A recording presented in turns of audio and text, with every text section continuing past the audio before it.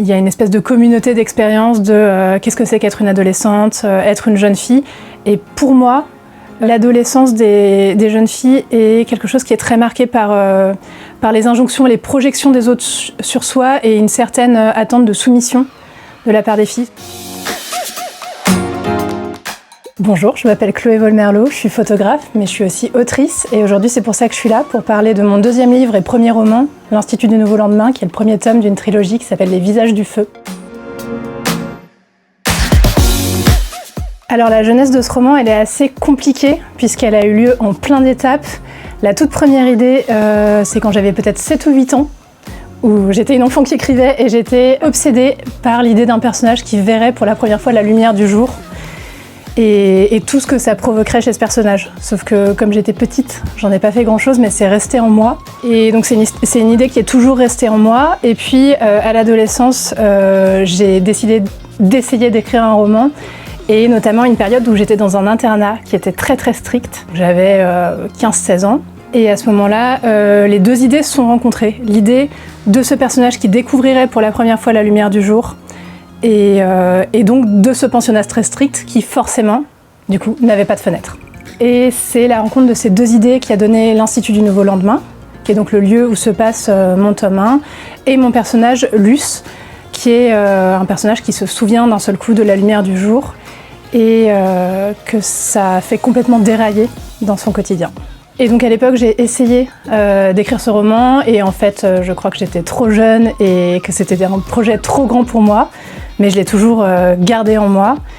Et puis, peut-être 15-20 ans après, je me suis dit qu'il était temps de m'attaquer à ce grand projet et je l'ai fait et c'est le roman qui sort et qui est évidemment très différent de ce que j'écrivais quand j'étais lycéenne.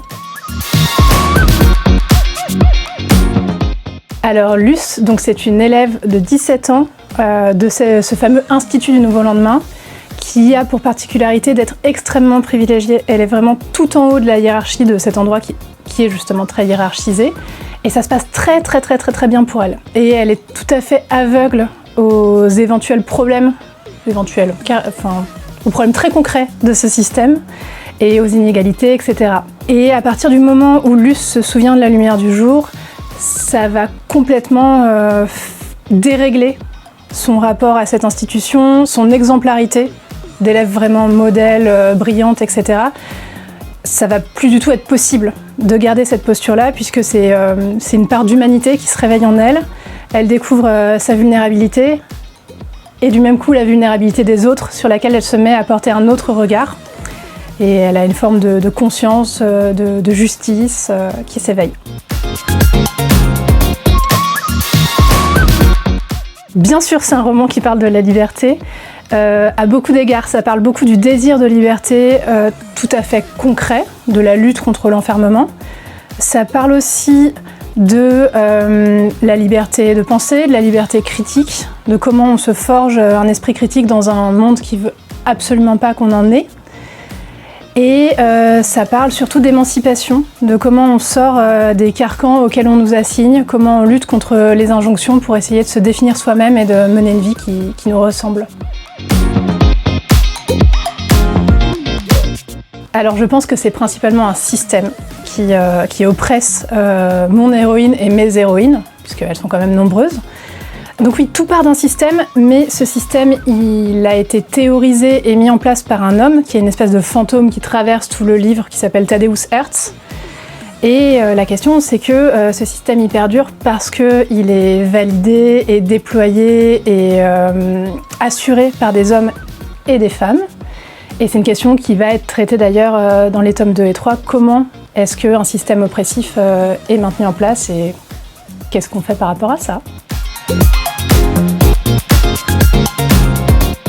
J'ai pas énormément de références concrètes qui ont accompagné le début de l'écriture du livre, les premières étapes, ce fameux manuscrit que j'ai jeté à la poubelle après mon lycée.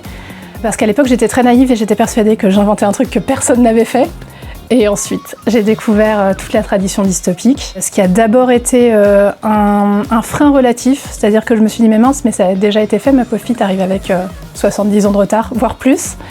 Et finalement, j'ai changé d'avis après coup et je me suis plus sentie épaulée par le fait que je m'inscrivais dans une tradition de littérature et que c'était assez joyeux de pouvoir rejoindre cette famille-là. Donc évidemment La Servante écarlate, que j'ai découverte à la sortie de la série et que j'ai lu après.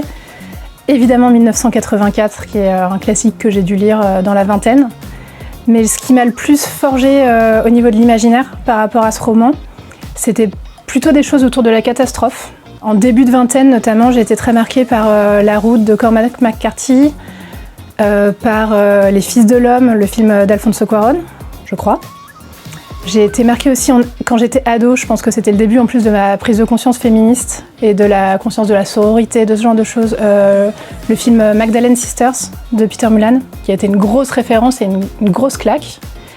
Et autour de la catastrophe à proprement parler, Giono et le hussard sur le toit, et la description du choléra, de tout ça, des choses très très joyeuses. Et en fin de lycée, j'ai étudié en théâtre Pièces de guerre d'Edouard Bond, qui a été pareil, une énorme claque et qui a complètement contaminé mon imaginaire. Et le dernier point, je dirais, c'est quand j'étais en fac, pour mon mémoire de master, j'ai fait un mémoire sur le traumatisme collectif et ses témoignages en photographie et au théâtre.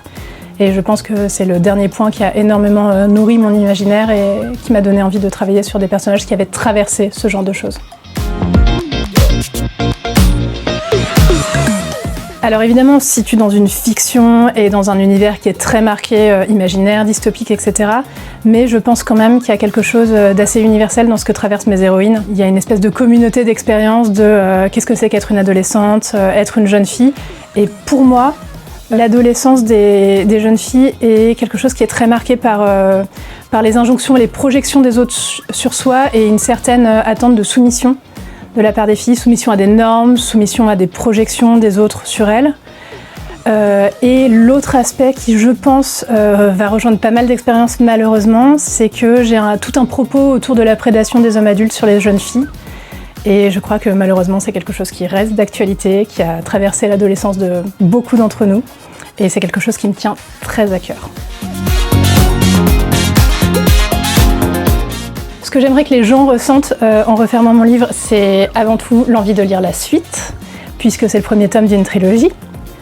Et ensuite, j'aimerais que les gens ressentent une forme d'élan et l'espèce de colère joyeuse qu'on peut parfois ressentir quand on sort de grandes discussions féministes où on s'énerve beaucoup et en même temps on se dit on va changer le monde. C'est exactement ce que j'aimerais que les gens ressentent.